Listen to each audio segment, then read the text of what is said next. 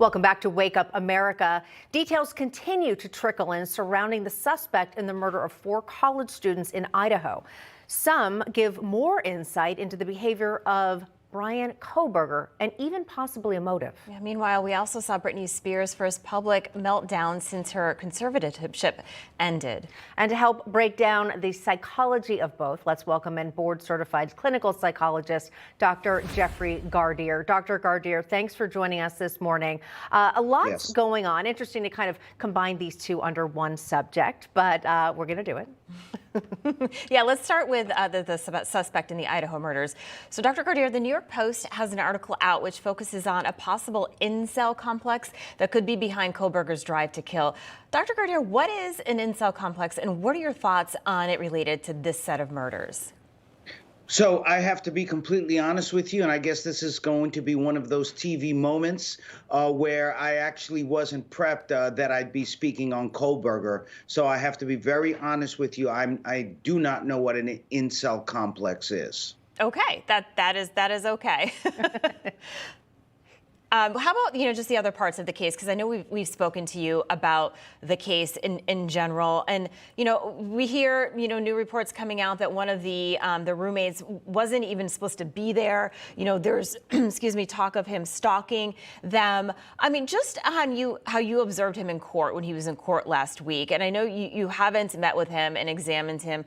What are your initial thoughts about him based on everything that you've read and heard?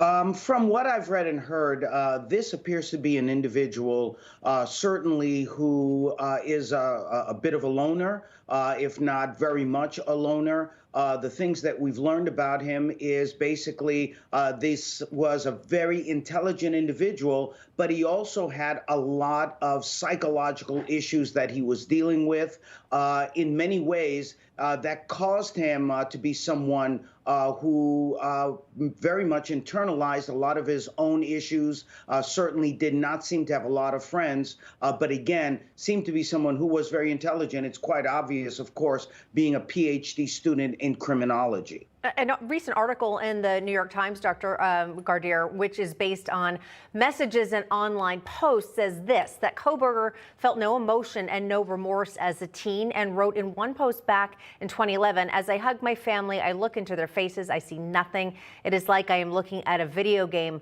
but less." Clearly indicative of someone who has psychological challenges. Yes. When you would see something like that, is there a particular name for someone who doesn't feel that or who doesn't have those connections? And based on what this gentleman is accused of, are you surprised by that behavior? So this is an individual, that's right, who many times felt that he had no feelings for others, couldn't reach out to others, in many ways felt flat, felt like there was no meaning in his life. So we may be looking at something that may be a major depression, that may be some sort of dissociation, that can even be part of some sort of personality disorder, but certainly a constellation of many things. I want to quickly get your take on this, and then we'll move on. There are reports that he went back to the crime scene that morning before authorities even got there. What do you make of that?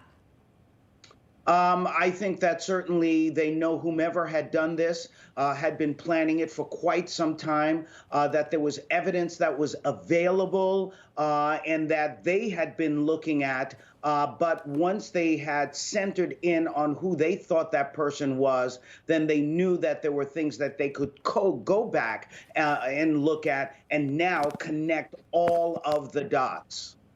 And before we let you go, Dr. Gardere, I want to leave on a light note. Just kidding.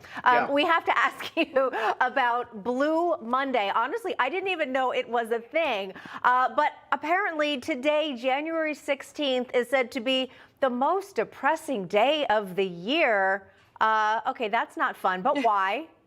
Why is that? Well, mostly because we know that, for example, when it comes to seasonal affective disorder, for example, which many people do deal with, that when there's the sun does not come up as early, we do find that it is colder. People are locked inside. And then, of course, you have the weekends where most people are not working. I know we're probably all working and prepping, but the bottom line is that the shock of having to deal with that Monday in the cold weather makes it one of those very, very difficult days. Yeah, I wonder if it's because, the holidays are over, or kind of mid-January. I think we all need to plan a trip. Then we'll have something to look forward to.